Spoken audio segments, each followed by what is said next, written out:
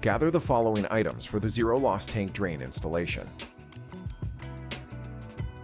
If your compressor is already in service, isolate it from the system, cut the power to the compressor, and drain the tank.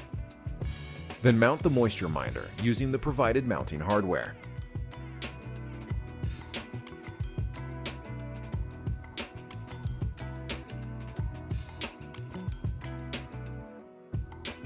Disconnect the existing copper unloader line running from the pressure switch to the head pressure and attach the push lock T-fitting. Cut the 1/4 inch black nylon hose to size and connect from the T to the pressure switch and moisture minder.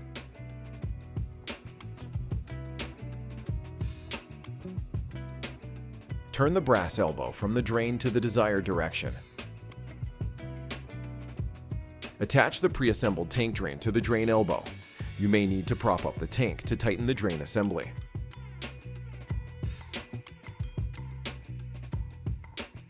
Cut the 1/4 inch nylon hose and 3/8 inch clear hose to size. Then connect them from the moisture minder to the drain assembly.